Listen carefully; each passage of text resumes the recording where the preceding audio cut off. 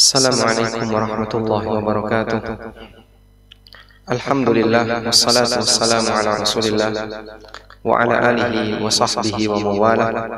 Wa asyhadu an la ilaha illallah wahdahu la syarika lah wa asyhadu anna Muhammadan abduhu wa rasuluh sallallahu alaihi wa ala alihi wa sahbihi wa man tabi'ahum bi ihsanin ila yaumiddin.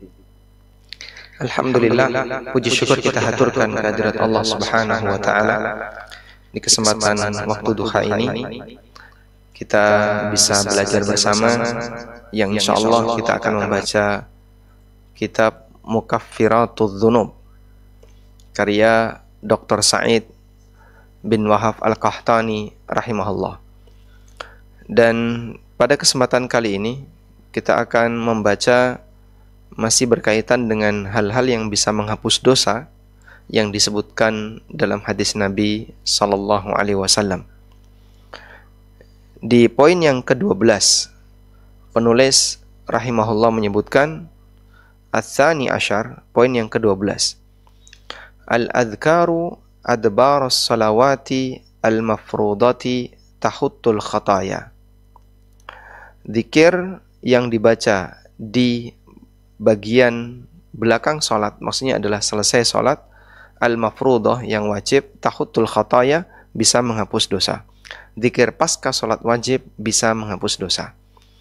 Kemudian beliau sebutkan ada banyak sekali macam-macam zikir yang dianjurkan untuk dibaca setelah sholat wajib.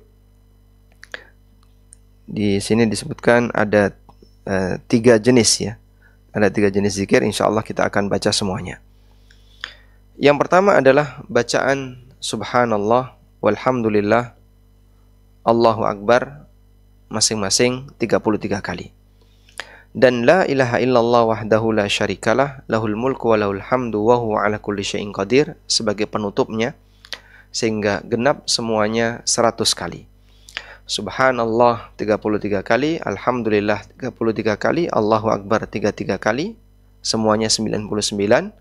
Digenapkan 100 dengan la ilaha illallah wahdahu la syarikalah lahul mulku wa lahul hamdu wa huwa ala kulli syai'in qadir. Disebutkan dalam hadis dari Abu Hurairah radhiyallahu anhu, dari Rasulullah sallallahu alaihi wasallam beliau bersabda,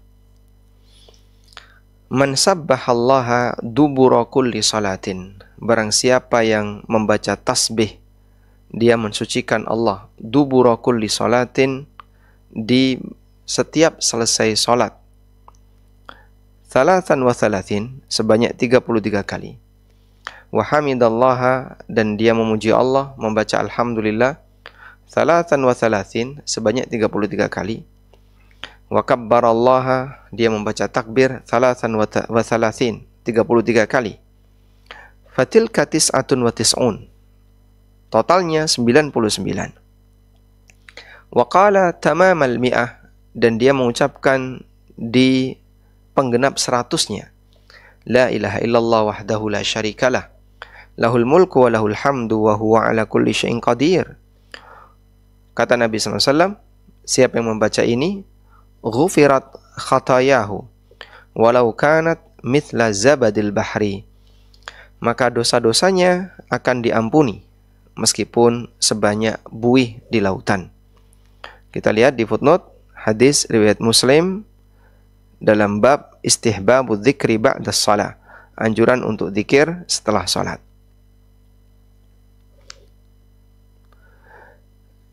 Kegiatan salat yang dilakukan oleh seorang muslim diiringi dengan zikir. Dan Allah Subhanahu wa taala berfirman, "Fa idza qudiyatis salatu fantashiru fil ardi wadhkurullaha katsira." Apabila sudah selesai salat, maka bertebarlah kalian di muka bumi dan perbanyaklah untuk berzikir. Sehingga kita disyariatkan untuk banyak berzikir selesai salat. Kemudian di sini Nabi SAW mengatakan, Man sabbaha dubura kulli salatin, siapa yang berzikir dengan membaca tasbih, tahmid dan takbir di dubur setiap salat. Ada ungkapan dubur salat. Ungkapan duburos salat, dubur salat, makna dubur salat bisa maknanya adalah bagian ujung sebelum salam. Bisa juga maknanya adalah setelah kegiatan atau setelah sholat. Dan Imam Ibnu Utsaimin rahimahullah mengatakan, jika konteksnya adalah doa, maka makna dubur sholat dipahami sebagai bagian ujung sebelum salam. Ini untuk dubur sholat berkaitan dengan konteks doa. Seperti misalnya hadis Nabi SAW, La tada'an hadhil kalimat fi kulli duburis salah. Jangan kau tinggalkan kalimat berikut di setiap dubur salat. Lalu Nabi SAW mengajarkan, Allahumma a'inni ala dzikrika wa syukrika wa husni ibadatik. Ya Allah, tolonglah aku untuk selalu berzikir kepadamu, wa syukrika, mensyukuri nikmatmu, wa husni ibadatik, dan beribadah sebaik mungkin kepadamu. Dalam hal ini, Nabi SAW mengajarkan sebuah doa. Dan doa itu hendaknya dibaca di dubur salat. Sehingga dipahami bahwa dubur di situ adalah bagian ujung salat sebelum salam. Sehingga ketika kita mau berdoa yang banyak di dalam salat, maka dilakukan sebelum salam. Nabi SAW juga pernah menyebutkan doa yang mustajab, yang tidak tertolak. Di antaranya adalah doa fi kulli duburis salatil maktubah. Doa di setiap dubur salat wajib. Dan makna dubur salat wajib di situ adalah bagian belakang salat sebelum salam. Selanjutnya, dubur salat juga bisa dimaknai setelah salat. Nah, dubur salat yang dimaknai setelah salat ini dipahami untuk konteks dzikir. Sehingga jika dalil itu menyebutkan tentang amalan dzikir dan disebutkan dzikir itu dilakukan di dubur salat, maka maknanya adalah dzikir yang dibaca pasca salat, setelah salam. Karena dzikir salat itu sudah satu paket, sehingga tidak bisa ditambahi. Anda membaca subhanallah, alhamdulillah, Allahu akbar ketika salat, tidak boleh. Misalnya, Pak, saat tasyahud saya tambahkan subhanallah, subhanallah, subhanallah 33 kali. Alhamdulillah, alhamdulillah, alhamdulillah 33 kali. Boleh nggak seperti itu? Nggak boleh. Karena nanti jadinya nambah-nambahi doa dan dzikir dalam, atau nambah-nambahi teks dzikir dalam ibadah. Atau misalnya Anda sedang sujud. Boleh nggak saya membaca subhanallah, subhanallah, subhanallah, subhanallah. Nah, ini salah baca karena bacaan sujud subhana rabbiyal a'la. Ketika ruku subhana rabbiyal azim, bukan cuma subhanallah saja. Maka dzikir 33 kali masing-masing ini dibaca di dubur salat, maksudnya adalah setelah salam. Baik. Kemudian berkaitan dengan keutamaan membaca ini. Orang yang membaca ini keutamaannya adalah ghufirat khatayahu walau kanat mithla zabadil bahri. Dosa-dosanya akan diampuni walaupun sebanyak buih di lautan. Tidak ada yang tahu berapa jumlah buih di lautan. Yang tentu saja kalau kita lihat buih di lautan banyak sekali. Dan Allah lebih tahu tentang jumlah dosa kita dibandingkan kita sendiri. Allah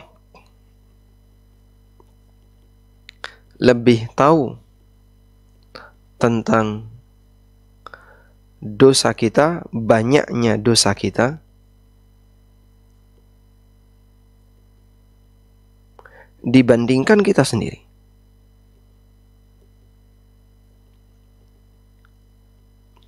Bahkan ada banyak dosa yang kadang kita nggak sadar.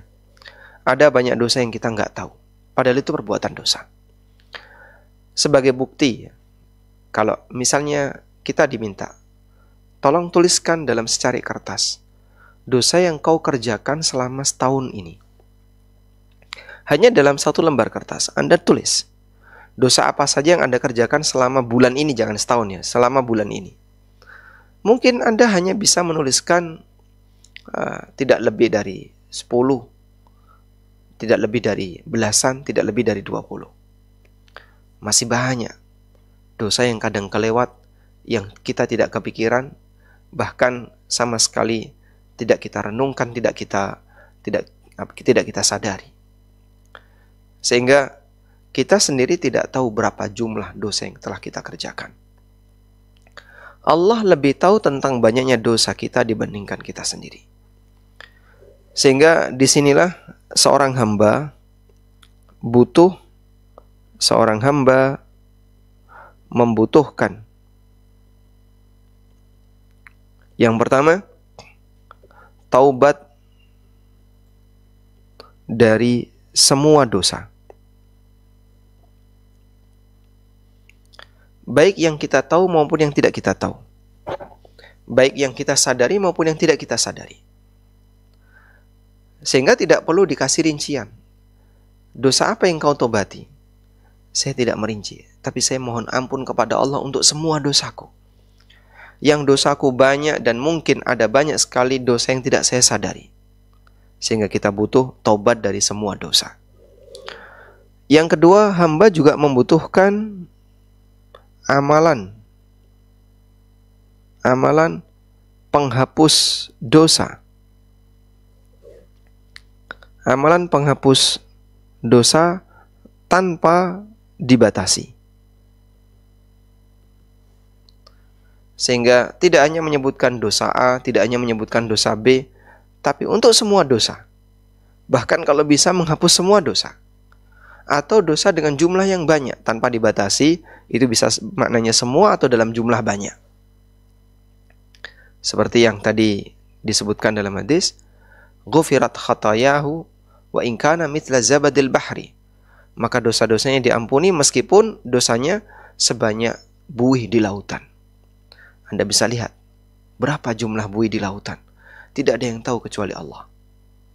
Sehingga tanpa dibatasi di situ, karena jumlahnya tidak ada yang tahu. Tidak ada yang tahu kecuali Allah. Sehingga kita pasrahkan diri kita untuk semua dosa-dosa kita, semoga diampuni oleh Allah, walaupun kita tidak tahu jumlahnya. Baik, demikianlah di antara keistimewaan amalan yang terkadang menjanjikan pahala-pahala yang besar, termasuk di antaranya adalah ampunan-ampunan dosa yang jumlahnya banyak. Selanjutnya, zikir yang kedua, bacaan la ilaha illallah wahdahu la syarikalah, lahul mulku wa lahul hamdu yuhyi wa yumit wa huwa hayyun la yamut biyadihil khairu wa huwa ala kulli syai'in qadir.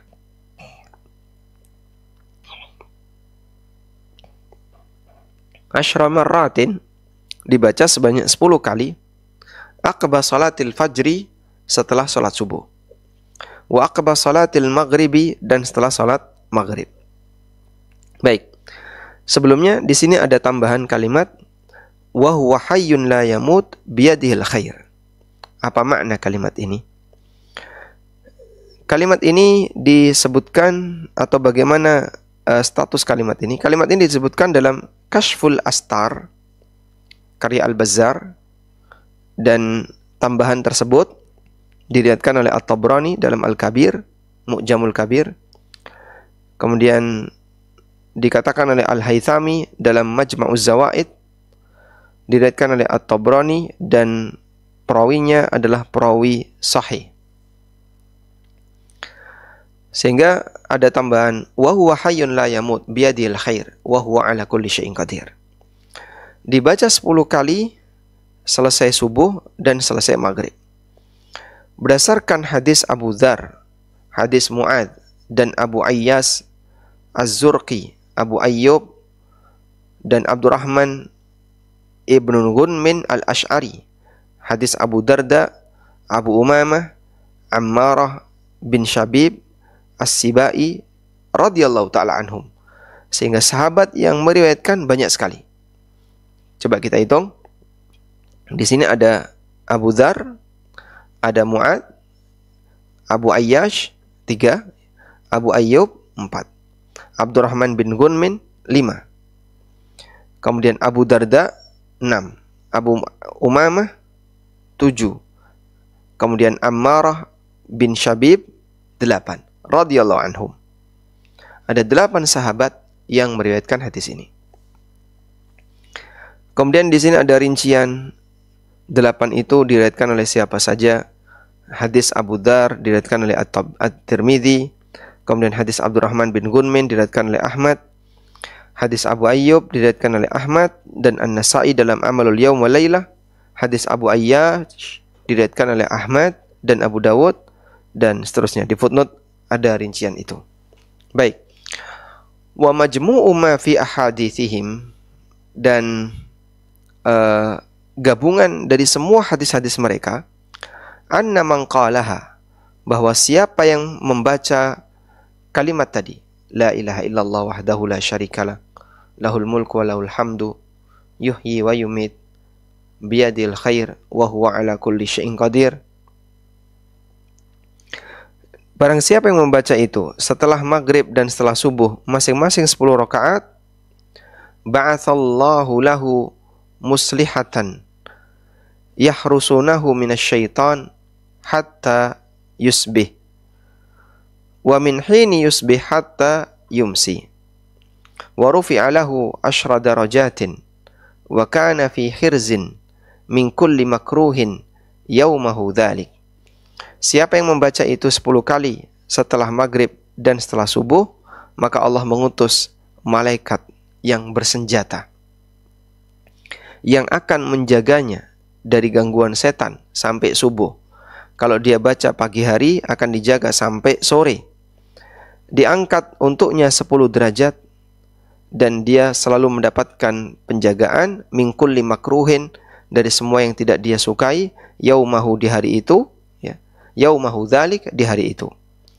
Wa kataballahu, dan Allah akan mencatat untuknya 10 hasanatin, 10 pahala, mujibat, yang akan mengantarkannya kepada surga. Wa maha anhu 10 sayyiatin, dan Allah akan menghapus 10 dosa, mubiqat, yang bisa membinasakan dirinya. Wa kanat lahu ka'adli 10 raqabatin mu'minat, dan dia mendapatkan pahala seperti membebaskan 10 budak mukmin. Walam yambaghi lidzanbin ayyudrikahu fi dzalikal yaum illa syirku billah, dan tidak selayaknya dia melakukan perbuatan dosa di hari itu selain berbuat syirik kepada Allah. Wa kana min afdhalin nasi amalan, dan ini merupakan atau akan menjadi manusia yang paling afdal amalnya, illa rajulan yafdhuluhu biqaulin afdhala mimma qala, kecuali orang yang membaca kalimat yang lebih baik daripada apa yang dia baca. Misalnya jumlahnya lebih banyak, atau zikir yang lain dia lebih banyak. Baik, ada banyak sekali keutamaan bagi orang yang membaca doa tadi.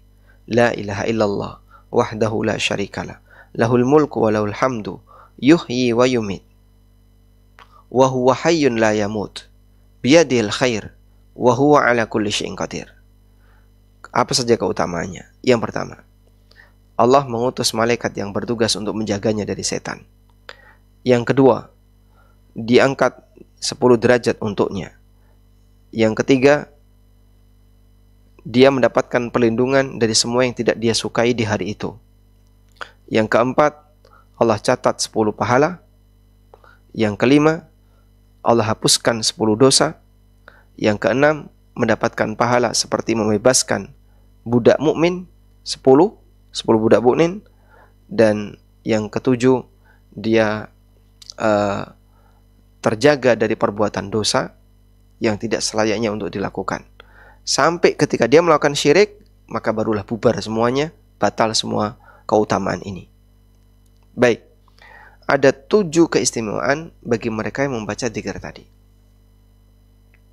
Sehingga ini menuntut bagi seorang mukmin ketika selesai sholat subuh dan sholat maghrib, agar bersabar dulu dan tidak segera beranjak meninggalkan kegiatan ibadah lalu beraktivitas yang lain, namun dia berzikir sampai dia bisa mendapatkan keutamaan-keutamaan besar tadi.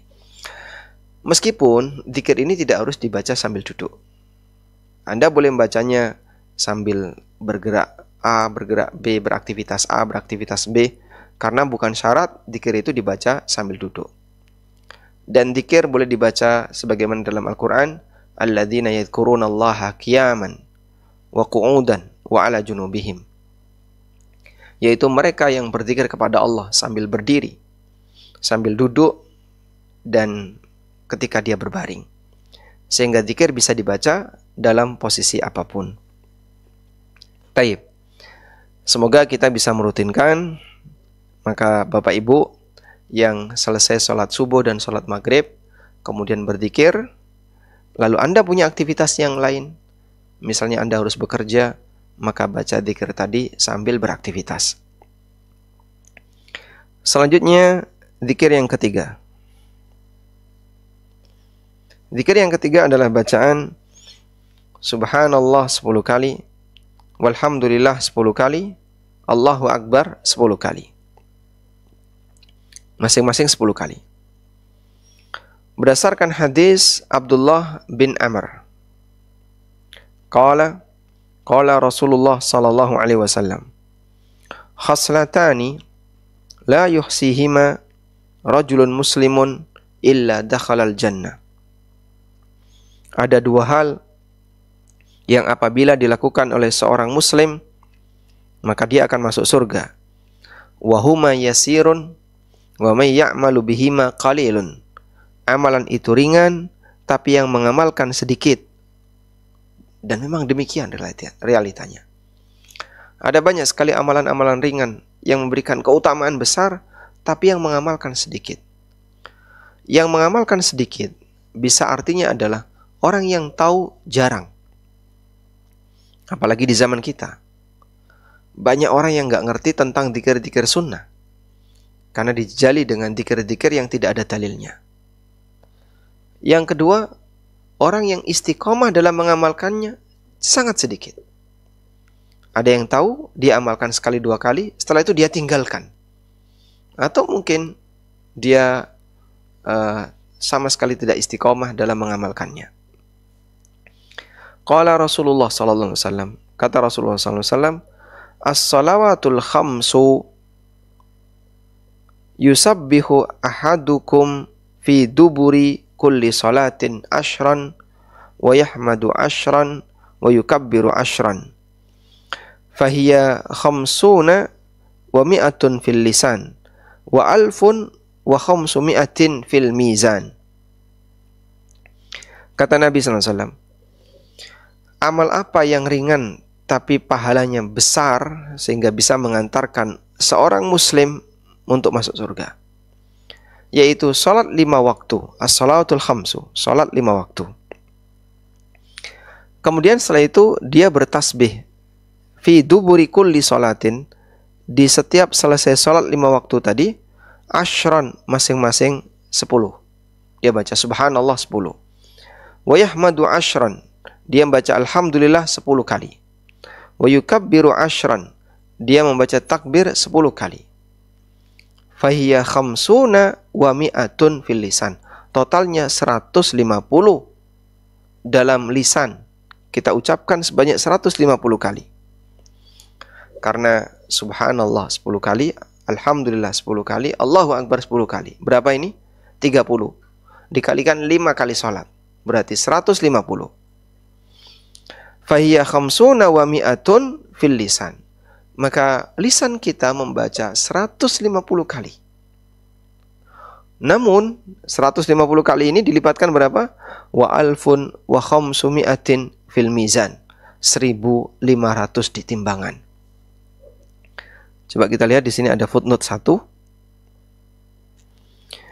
Wa dzalika anna jami'as salawati al-khamsi mi'atun wa khamsun. Karena seluruh salat ada 5 dikalikan 30 jadinya 150. Tadi sudah kita sebutkan ya. Sehingga nilainya atau diucapkan sebanyak 150 kali sehari semalam, tapi nilainya sama dengan 1500 di timbangan. Baik, kita lihat di footnote nomor 2. Wa dzalika li annal hasanah bi asyri amsalihha. Karena satu pahala dilipatkan 10 kali. Dikatakan oleh Nabi SAW, fahuma yasirun, amalan itu ringan, namun yang mengamalkannya sedikit. Huma, dua amalan itu ringan. Huma di sini artinya dua amalan. Amalan apa itu? Salat 5 waktu dan dzikirnya.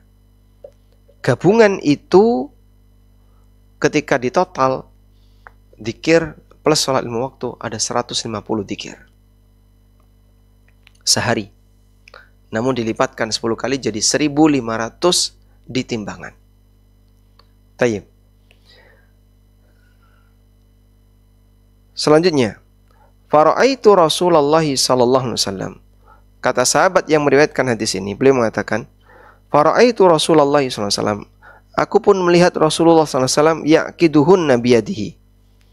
Beliau hitung dengan tangannya. Yaqiduhunna biyadihi, beliau hitung dengan tangannya.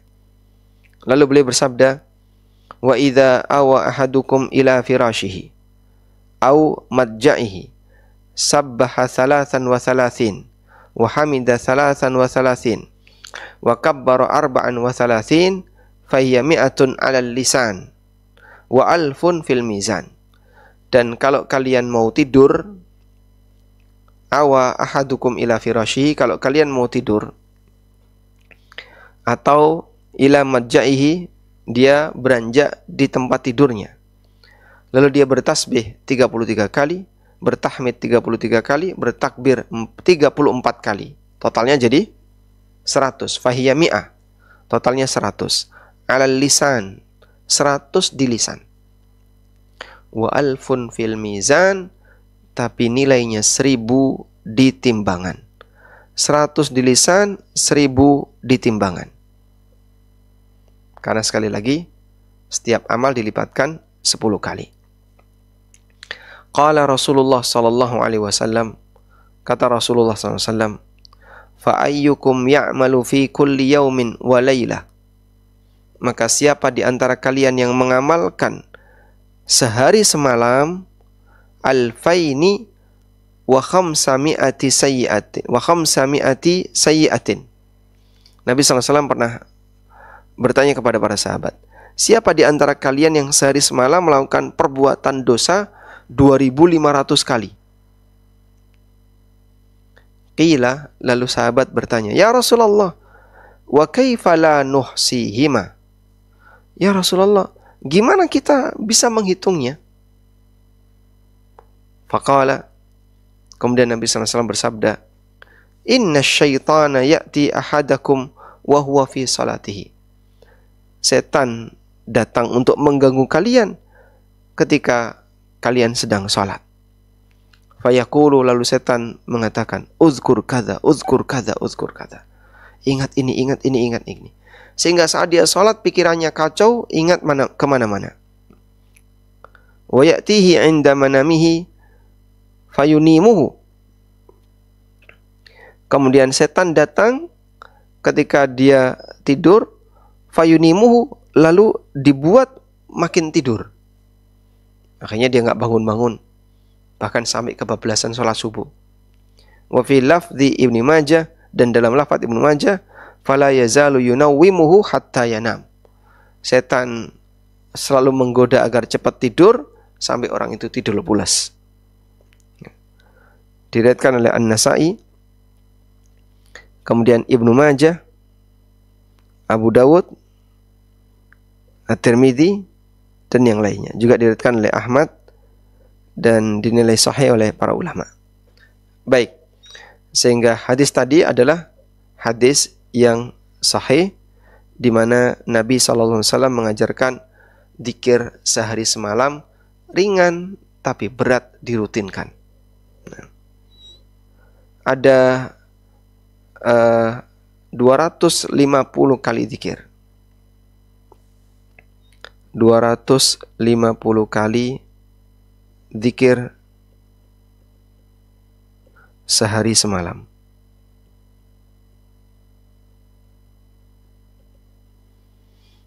$150 pasca sholat,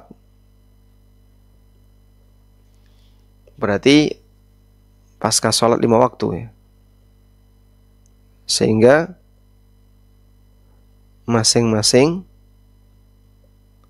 10 kali. Masing-masing 50 kali, 30 kali, afwan. Masing-masing 30 kali. Totalnya jadi 150. Lalu yang 100 sebelum tidur. Udah? 250 dikalikan 10 kali lipat. 250 dikalikan 10 kali lipat. Jadinya 2.500. Siapa sehari melakukan dosa 2.500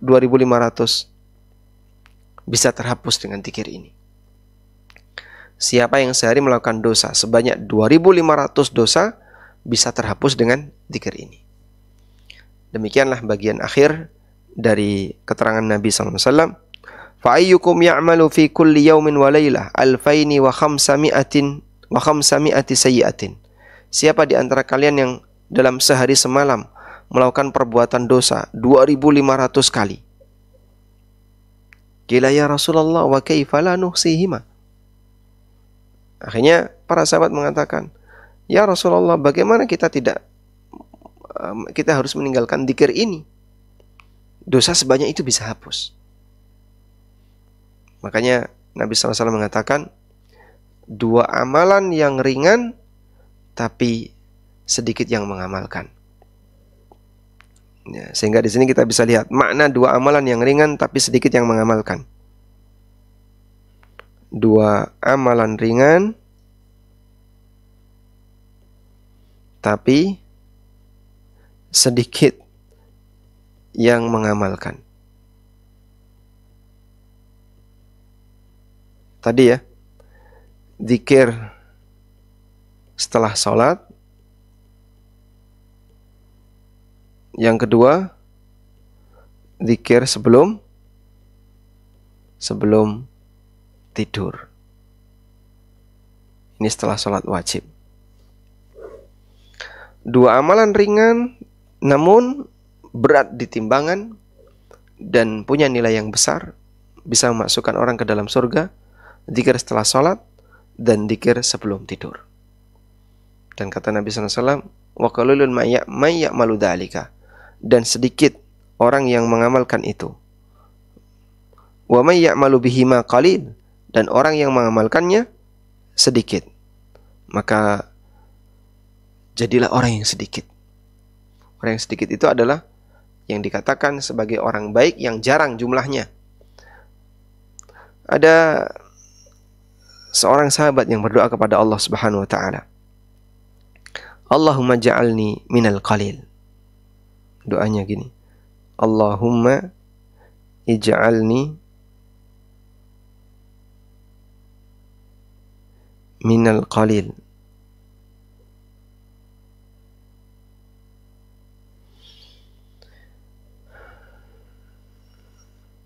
Diriwayatkan oleh Ibnu Abi Syaibah dalam Al-Musannaf dan Abdullah bin Ahmad bin Hanbal, anaknya Imam Ahmad, dalam kitab Az-Zuhud, karya bapaknya, dan dinukil oleh Al-Qurtubi dan para ahli ilmi, bahwa Umar bin Khattab radhiyallahu anhu pernah berdoa, Allahumma ja'alni min ibadikal qalil. Allahumma ja'alni min ibadikal qalil. Ya Allah, jadikanlah aku di antara hambamu yang sedikit. Jadikan aku di antara hambamu yang sedikit. Maka ada orang yang bertanya kepada Umar, min aina ataita bihadad doa? Anda kok berdoa seperti ini? Alasannya apa? Afwan, ini keliru ya.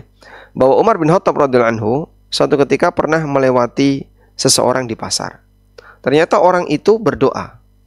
Allahumma ja'alni min ibadikal qalil, Allahumma ja'alni min ibadikal qalil. Ya Allah, jadikanlah aku di antara hambamu yang sedikit. Maka Umar bertanya kepada beliau, dari mana kamu dapat doa ini? Faqala ar-rajul, maka orang itu mengatakan, karena Allah Ta'ala berfirman dalam Al-Quran, wa qalilum min ibadiyas syakur, sedikit sekali di antara hambaku yang pandai bersyukur. Fabaka Sayyiduna Umar, maka Umar pun menangis. Wa qala, kemudian Umar mengatakan, kullun nasi afqahu minka ya Umar, semua orang lebih pintar daripada kamu wahai Umar. Allahumma ja'alna min ibadikal qalil, ya Allah jadikanlah kami termasuk di antara hambamu yang sedikit.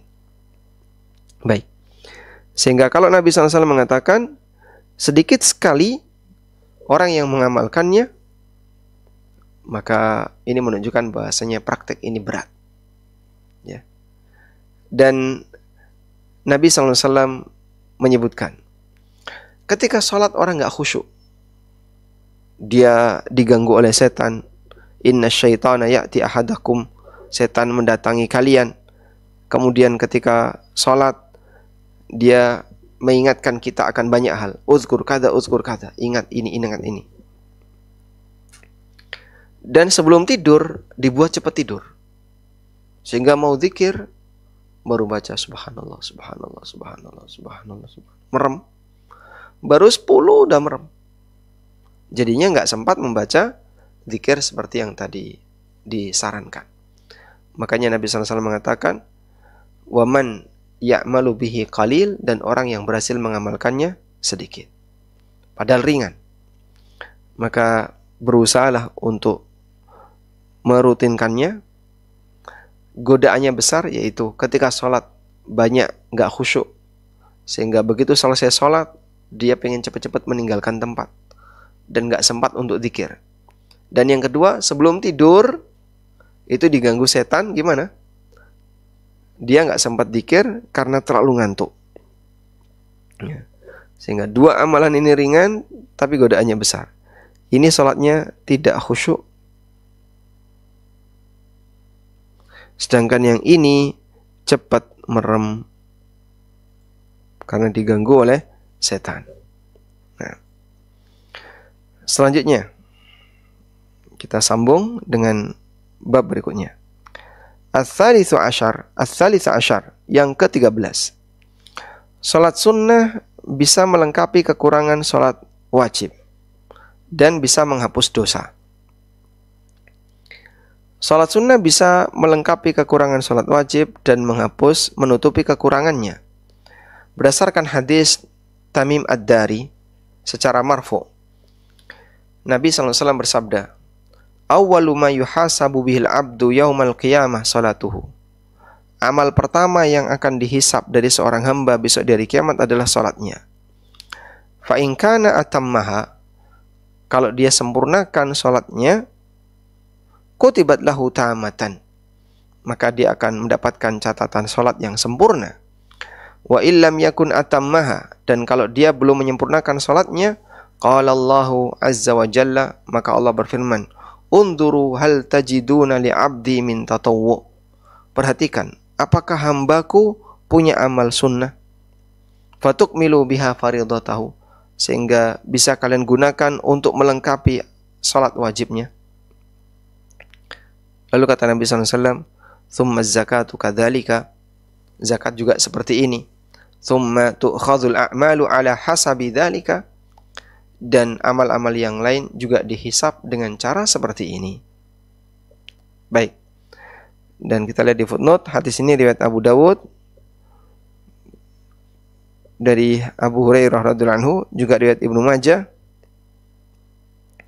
riwayat Ahmad, dan statusnya sahih.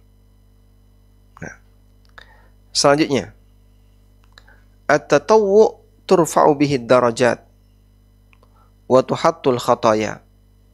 Dengan amal sunnah, derajat hamba akan diangkat dan dosanya akan dihapus.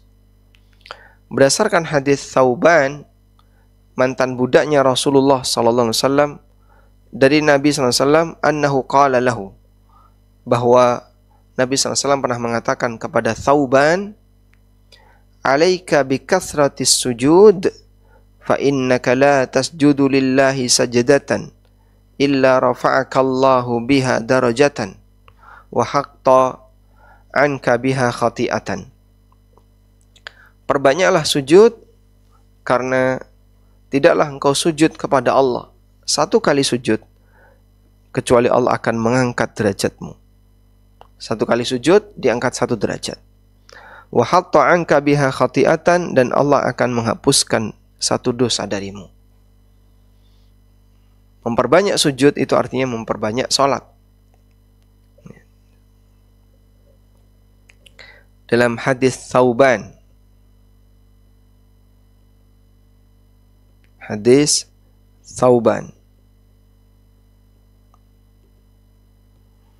memperbanyak sujud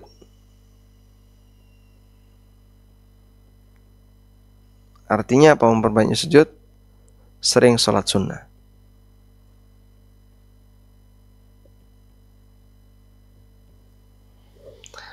Karena sujud itu ketika dilakukan sendirian maka tidak ada dasarnya. Sehingga memperbanyak sujud maksudnya adalah sering sholat sunnah.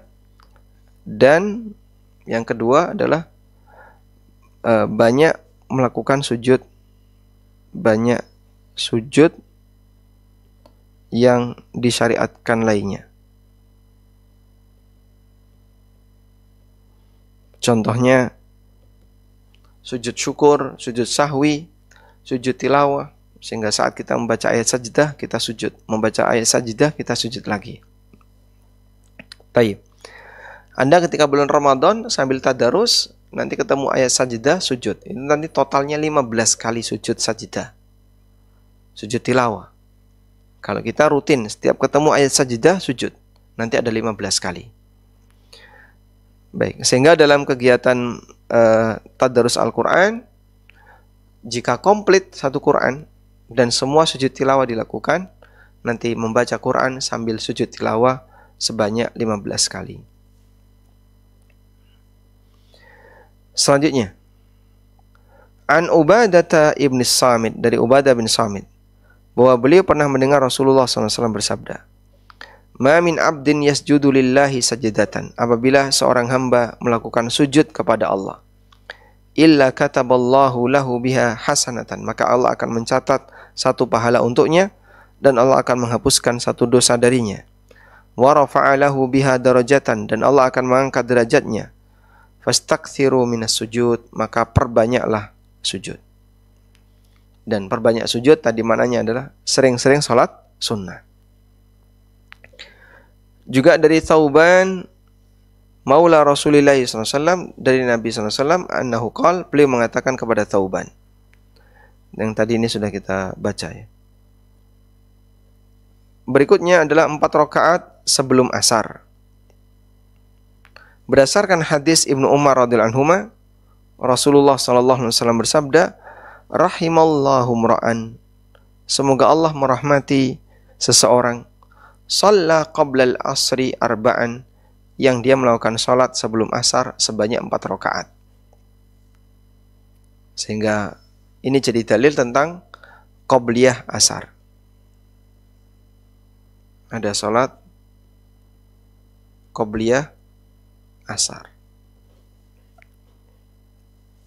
Berapa qabliyah asar? 4 rakaat. Siapa yang melakukannya dirahmati oleh Allah. Dan rahmat Allah adalah ampunan bagi mereka yang memiliki dosa. Selanjutnya, salatul duha tughfaru bihad dzunub. Salat duha, dosa-dosa bisa diampuni dengan sebab salat duha. Berdasarkan hadis Anas radhiyallahu anhu tentang keutamaan salat duha, liman jalasa fil masjid ba'dal fajri, bagi orang yang tetap duduk di dalam masjid setelah terbit fajar, hatta tartafi asy-syamsu, sampai matahari naik. Rasulullah SAW bersabda, man shallal fajra fi jama'atin, siapa yang salat subuh secara berjamaah, thumma qa'ada, kemudian setelah itu dia duduk, yadhkurullaha, berzikir kepada Allah, hatta tatlu asy-syamsu, sampai matahari terbit, thumma shalla rak'atain, kemudian dia salat 2 rakaat, maka dia mendapatkan pahala haji dan umrah tamatan, tamatan, tamatan, sempurna, sempurna, sempurna. Di sini ada footnote nomor 3. Diriwayatkan oleh At-Tirmidzi dan dinilai hasan oleh Syalbani.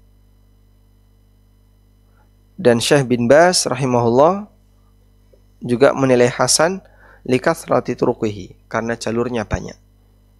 Ya, memang hadis ini termasuk yang diperselisihkan apakah hadis sahih ataukah tidak, dan tadi kita simak bahwasanya Syalbani menilainya hadis hasan. Selanjutnya, dan terdapat riwayat yang sahih dari hadis bahwa Nabi SAW kana idza shallal fajra jalasa fi musallahu, bahwa Nabi SAW ketika selesai sholat subuh beliau tetap duduk fi musallahu, di tempat sholat beliau, hatta tatlu asyamsu hasanan, sampai matahari itu betul-betul terbit, sehingga tidak cuma di garis terbit tapi betul-betul naik. Demikian kebiasaan Nabi Sallallahu Alaihi Wasallam. Dan di footnote sini hadis riwayat Muslim dari Jabir bin Samurah radhiyallahu anhu. Baik, mungkin demikian yang bisa kita sampaikan, dan insya Allah di pembahasan berikutnya nanti kita akan membaca tentang sholat taubat dan qiyam Ramadan, terutama sholat taubat ya. Di sini penulis membawakan judul ke-14, Sholatul Taubah, Sholat Taubat. Insya Allah akan kita bahas di pertemuan berikutnya. Semoga apa yang kita sampaikan ini bermanfaat. Wassallallahu ala nabiyyina Muhammadin wa ala alihi wa sahbihi wasallam.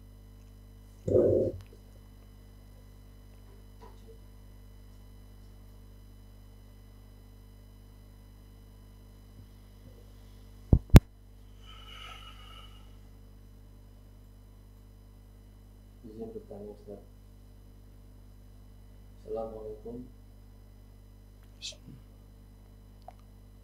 Ketika kita ibadah qiyam, Enggak masuk kayaknya suara itu. Masuk. Coba cek. Bismillah, cek. Enggak ada. Yang masuk ini. Ini kalau kita Oh, online-nya masuk. izin bertanya Ustaz. Ketika kita ibadah qiyamul lail, misal baca Al-Qur'an, kemudian terasa ngantuk. Karena ngantuk, kita buka dan dengarkan HP, buka kajian, ini apakah termasuk di dalam ibadah qiyamul lail Ustaz? Nah, ketika kita mau membaca Al-Quran, kemudian terasa sangat ngantuk, kami sarankan tolong hentikan Qur'annya. Kenapa, Pak? Karena ngantuk itu bisa ngawur nanti. Akhirnya dia bacanya belawur gitu kan. Bahkan kadang nggak belawur, sampai ngomongnya ngelantur. Maka biar nggak ngerusak Al-Quran, sebaiknya ketika ngantuk berhenti. Sudah, baik. Selanjutnya apa? Istirahat. Boleh nggak Pak ganti ibadah yang lain? Ganti ibadah yang lain, silahkan. Misalnya Anda jalan-jalan sambil zikir, boleh. Buka YouTube, kemudian nonton video, silahkan. Video-video yang bermanfaat, yang memberikan kajian dan seterusnya. Sehingga ada banyak pilihan amal soleh bagi seorang muslim. Dengan demikian, dia tidak bosan pada satu titik amal. Dan inilah diantara bukti rahmat Allah bagi para hambanya. Allah sediakan bagi hamba aneka jenis amal sehingga mereka bisa mengerjakan secara bergantian, agar mereka bisa lebih menikmati kegiatan ibadah yang dia lakukan. Bosan ibadah A, dia bisa pindah ke ibadah B, bosan ibadah B, pindah ke ibadah C, dan seterusnya. Konsentrasi yang terlalu berlebih itu bisa bikin gampang ngantuk. Ya. Sehingga ketika misalnya kajian offline ya, di depan ada jamaah, gurunya ada di depan, kemudian di depan guru ada banyak jamaah, itu mungkin akan lebih tidak ngantuk daripada kajian online. Saya di sini sendirian di depan kamera, di depan saya tidak ada orang, adanya cuma satu kru, kemudian saya bicara, tanpa ada respon dari para audiens. Karena saya tidak melihat komen YouTube, juga tidak melihat yang lain. Terus gimana, Pak? Itu yang bisa bikin ngantuk. Yang ngisi ngantuk, yang denger juga kadang ngantuk. Ya. Sehingga dia dengerin pakai HP, kadang sambil tiduran, gitu ya. Baru 15 menit, merem. HP ini jatuh di kasur. HP ini mungkin masih bunyi, tapi orangnya merem. Akhirnya dalam kondisi ini, dia tidak bisa mendengarkan dengan baik. Apalagi dalam situasi puasa. Masya Allah, pemicu tidurnya lebih berat lagi. Oleh karena itu kami sarankan, jika kita mengalami situasi semacam ini, maka berpindahlah dari satu ibadah ke ibadah yang lain. Agar kita tidak nganggur. Selesai baca Quran atau ketika baca Quran ngantuk, pindah misalnya ke zikir. Zikir ngantuk, pindah ke sholawat. Sholawat ngantuk, pindah lagi ke ibadah yang lain. Mendengarkan murattal, mendengarkan tausiah, mungkin sambil berjalan. Insya Allah dengan ganti-gantian seperti itu kita mengatasi kondisi ngantuk yang terkadang bisa berbahaya bagi kita karena terlalu banyak tidur ketika puasa. Wallahu a'lam. Pertanyaan berikutnya, Ustadz, bagaimana cara menasihati orang yang setelah selesai sholat tidak pernah zikir? Bagaimana cara menasihati orang yang selesai sholat tidak pernah zikir? Ada dua kemungkinan untuk orang ini ya. Pertama, dia sebenarnya zikir, tapi sambil berjalan, sambil beraktivitas. Begitu selesai sholat, dia langsung bergerak pulang, dan dia zikir sambil di perjalanan. Nah, kalau seperti ini, perbuatan orang tadi tidak salah, karena dia tetap zikir, walaupun dia tidak duduk di masjid. Yang kedua, orang tersebut sama sekali tidak zikir.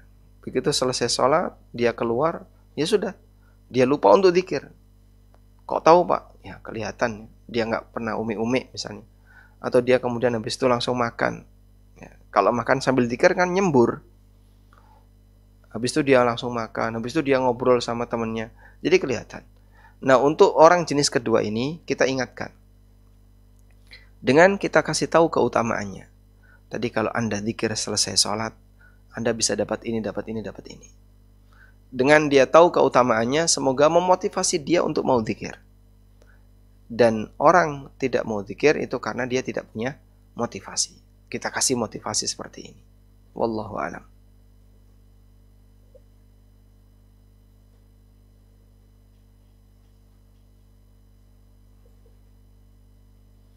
Baik, karena sudah tidak ada lagi yang mau disampaikan, demikian yang bisa kita bahas di kesempatan kali ini. Semoga menjadi materi yang bermanfaat, baik bagi diri saya sendiri maupun bagi teman-teman sekalian yang tergabung di Zoom maupun yang ikut menyaksikan di ANB Channel. Dan ilmu itu akan menjadi ilmu yang sebenarnya apabila berwujud amal. Jika ilmu hanya sebatas jadi pengetahuan dan tidak berwujud amal, maka hakikatnya belum menjadi ilmu yang sebenarnya. Mari kita usahakan untuk bisa mempraktekkan yang tadi itu dengan membaca subhanallah 10 kali, alhamdulillah 10 kali, Allahu Akbar 10 kali setiap kali sholat 5 waktu. Setiap selesai sholat 5 waktu. Kemudian yang kedua, nanti sebelum tidur kita baca doa tadi. Baca zikir tadi, subhanallah, alhamdulillah, Allahu Akbar, masing-masing 33, Allahu Akbarnya 34. Semoga dengan ini dosa-dosa kita yang jumlahnya banyak, ribuan, diampuni oleh Allah Subhanahu wa taala. Wallahu a'lam. Demikian, wa sallallahu ala nabiyyina Muhammadin wa ala alihi wa sahbihi wasallam. Wa akhiru da'wana anil hamdulillahi rabbil alamin. Wassalamualaikum warahmatullahi wabarakatuh.